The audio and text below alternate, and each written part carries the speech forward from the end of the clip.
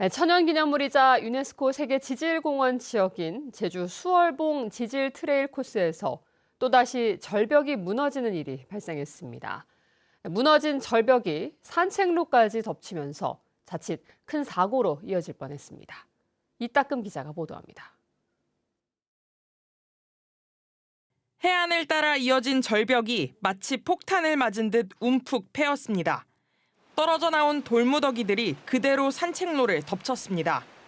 쏟아져 내린 돌들에 나무 울타리는 산산조각이 났습니다. 유네스코 세계지질공원이자 천연기념물인 이곳 절벽이 무너진 채 발견된 건 어제 오전 6시 반쯤. 8m 높이의 수월봉에서 화산 쇄설층이 무너져 내리면서 탐방로 일부 구간도 통제됐습니다. 무너져 내린 면적은 가로 세로 6.5m 정도. 평소 700명이 넘는 관광객이 찾는 곳이라 자칫 큰 사고로 이어질 뻔했지만 인적이 드문 새벽 시간대 사고가 발생해 다행히 다친 사람은 없었습니다. 금이 가 있어서 금 사이로 물이 자꾸 들어가면서 무너지기는 무너지겠구나 했는데 이렇게 좀 많이 무너진 건 처음이거든요. 많이 왔던 사람으로서 모시고 왔는데 무너져 있어가지고 너무 지금 마음이 안타깝고 이 부분을 못 가서 이게 언제 다시 이게 개통될지도 모르고 해서 마음이 많이 아쉽고 안타깝습니다. 제주도는 일단 사고 지점이 있는 산책로 2km 구간을 폐쇄하고 사고 원인을 조사할 계획입니다. 사고 지점은 최근 주변 지층과 달리 하얗게 색깔이 변하는 등 이상 현상이 관측됐던 것으로 알려졌습니다. 요 엉알길 부근에 전체적으로 이제 그 전에 저희 지난 이제 1, 2월 때 비 많이 오고 했던 그런 함수율이 높아진 상황이었고 그게 이제 뭐 땅속으로 흐르면서 지금까지 영향을 미쳤던 걸로 보이기는 하는데 특히 수월봉 일대는 지난 2017년과 21년 크게 무너진 적이 있고 평소 소규모 붕괴도 이어지고 있어 정확한 원인 분석과 추가 붕괴에 대비한 대책이 시급해 보입니다. MBC 뉴스 이따금입니다. 빗물이 빠지는 우수관에 담배꽁초와 쓰레기가 들어가 빗물이 역류하는 문제는 장마철마다 되풀이되고 있는데요. 제주시가 이런 문제를 해결하기 위해 도심 일부 지역에 특수 덮개를 설치했는데 1년도 안 돼 전면 철거 논의에 들어갔습니다. 어찌 된 일인지 김항섭 기자가 취재했습니다. 상가들이 밀집해 있는 제주 시내 한 골목. 빗물을 모아 하수도로 보내는 빗물바지 뚜껑이 자갈 등으로 완전히 막혀 있습니다. 빗물바지 안으로 쓰레기나 이물질은 들어가지 못하고 물만 통과할 수 있는 특수덮개입니다. 그런데 특수덮개 위로 쓰레기와 이물질 등이 쌓이면서 물이 제대로 빠지지 않는 현상이 발생하고 있습니다.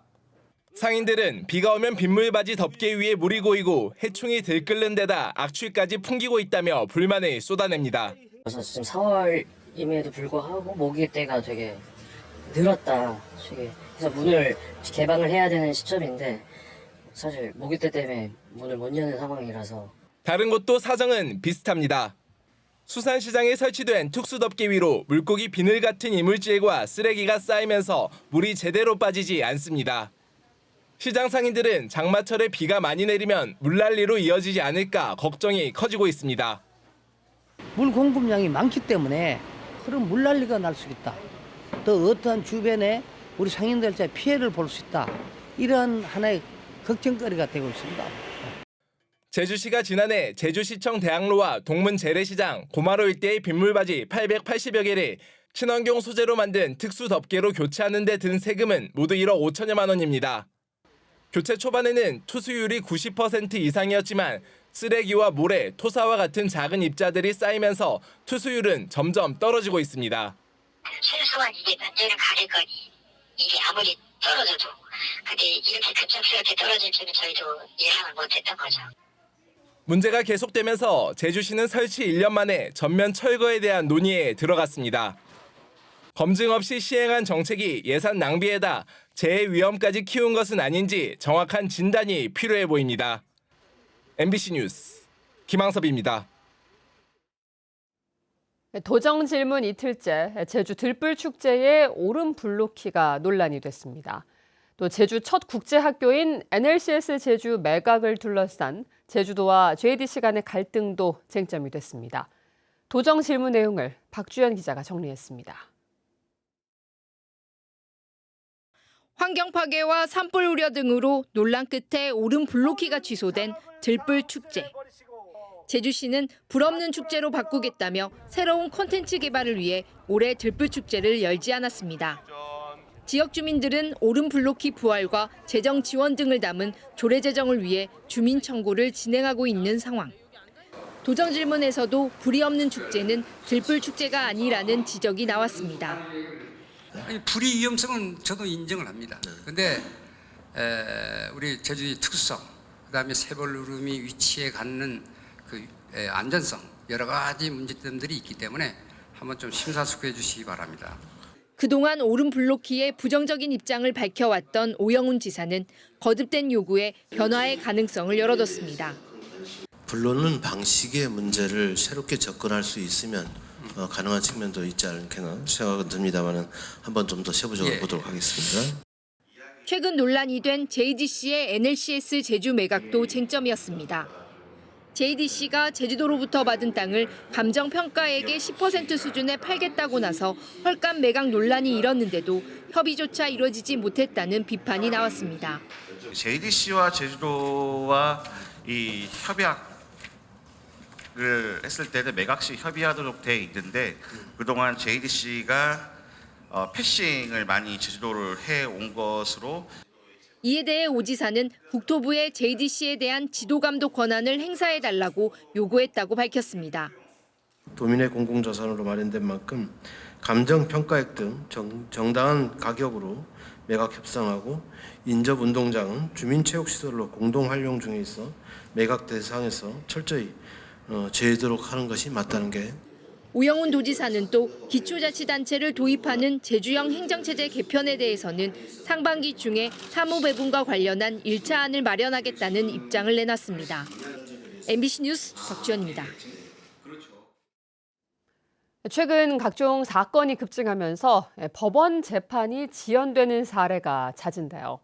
제주에서도 장기 미제나 파기환송 같은 오래된 사건을 보다 빠르게 처리하기 위해 법원장이 재판을 직접 담당하는 법원장 재판부가 출범했습니다.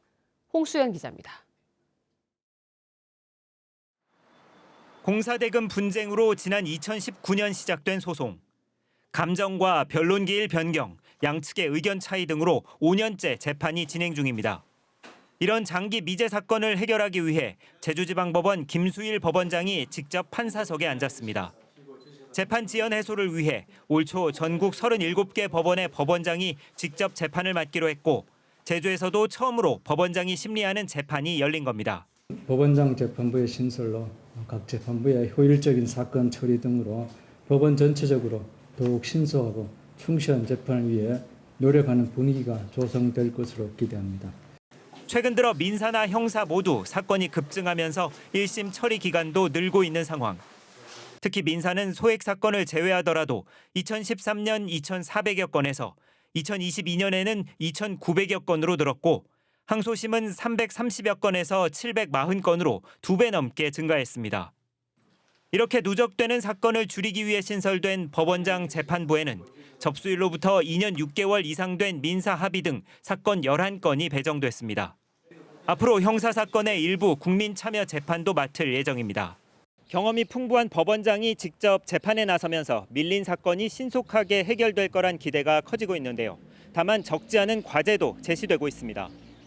법원장의 사법행정 업무가 적지 않기 때문에 법관의 인력 부족 문제를 근본적으로 해결하기 위한 고민이 필요하다는 겁니다. 지금 그 미제 사건 수가 워낙 많기 때문에 그게 이제 드라마틱하게 그 수가 막 줄고 이러지는 못하지 않을까 하는 우려가 있죠. 그래서 여기 이 지점에서 계속해서 이제 법관 충원 문제가 계속해서 나오고 논의가 되어야 될 것 같고요. 하지만 법관 증원을 위한 관련법 개정안은 검사 증원과 맞물려 여전히 국회에 계류 중인 상황. 제주지방법원은 내년 말 예정인 별관 완공에 맞춰 부족한 인력 보강을 요청할 계획입니다. MBC 뉴스 홍수현입니다.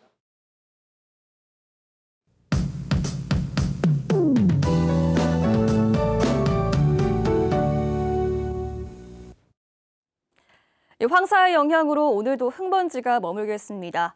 제주도에 미세먼지 주의보가 발효 중인데요. 미세먼지 농도가 나쁨 수준으로 오늘까지 황사가 나타나는 곳이 있겠습니다. 어린이와 노약자, 호흡기 질환자는 장시간 야외 활동을 자제하시기 바랍니다. 오늘 공기는 탁하지만 포근하겠습니다. 서귀포는 낮 기온이 23도까지 오르면서 5월 하순 수준의 날씨를 보이겠고요. 한낮에는 조금 덥게 느껴지겠습니다.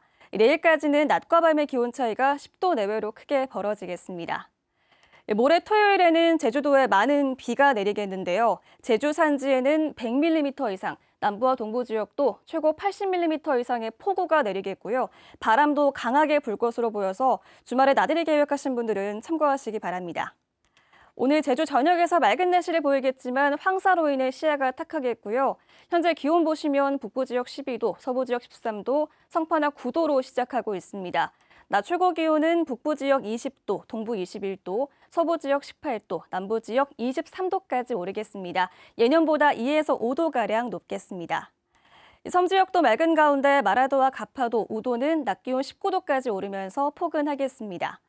바다의 물결은 잔잔하겠는데요. 내일까지 바다에 짙은 안개가 끼는 곳이 있겠습니다.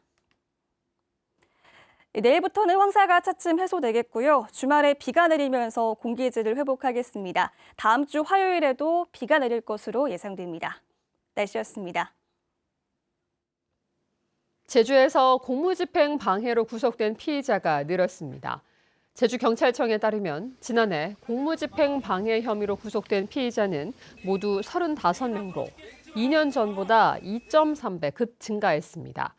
공무집행 방해 혐의로 붙잡힌 피의자는 줄었지만 구속률이 6.3%에서 15.6%로 2.4배 늘었기 때문입니다. 이충호 제주경찰청장은 정당한 법 집행이 뒤따라야 한다며 앞으로 공무집행 방해 혐의에 대해서 엄정히 대응하겠다고 밝혔습니다. 제주에서 최근 5년 동안 30명이 넘는 구급대원이 술에 취한 이송 환자에게 폭행을 당했습니다. 제주도 소방안전본부에 따르면 2019년부터 지난해까지 이송하던 환자로부터 폭행을 입은 119 구급대원은 모두 36명으로 집계됐습니다. 가해자 가운데 89%인 32명이 술에 취한 환자였는데 이 중 6.3%인 단 2명만 실형 선고를 받았습니다. 장애인의 날을 맞아 교통약자를 위한 이동 지원 서비스가 무료로 제공됩니다. 이용 대상은 교통약자 이동지원센터에 등록된 회원으로 오는 19일 0시부터 24시간 이용 가능하며 제주도 교통약자 이동지원센터에 전화하거나 이용자 앱을 통해 신청할 수 있습니다. 제주도는 교통약자 이동지원센터를 통해 특별교통수단 68대와 바우처 택시 162대를 운영하고 있으며 올해 113억 6천만 원을 확보해 교통약자 이동권 지원을 확대합니다.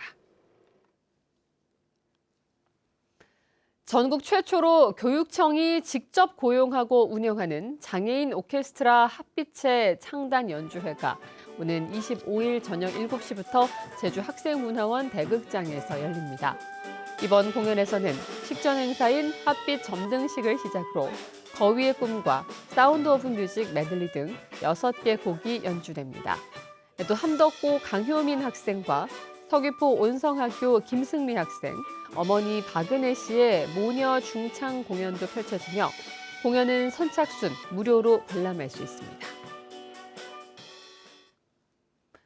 옥수수와 기장 등 농작물을 갉아먹는 열대 거세미 나방이 발견돼 농업기술원이 예찰과 방제를 당부했습니다. 제주도 농업기술원에 따르면 지난 11일 제주도 한림읍 수원리에서 열대 거세미 나방 성충이 발견됐습니다. 올해 성충 발견은 지난해보다 일주일 빨랐는데 기온 상승 등으로 유입량이 크게 늘어날 것으로 예상됩니다. 열대 거세미 나방은 중국 등에서 바람을 타고 국내로 날아드는데 성충 뒷날개가 흰색이며 바깥 테두리에는 짙은 띠가 있는 것이 특징입니다. 제주 농민들이 야생 조류로 피해를 입은 농작물에 대해 대책 마련을 요구했습니다. 전국 농민회 총연맹 제주도 연맹은 성명을 내고 야생 조류로 농작물 피해가 커지고 있지만 보험을 받을 수 있는 보상이 한정적이라고 지적했습니다. 또 보험 가입이 안 되는 농작물은 농민들이 모든 피해를 떠안아야 한다며 피해 구제 대책을 마련하라고 요구했습니다.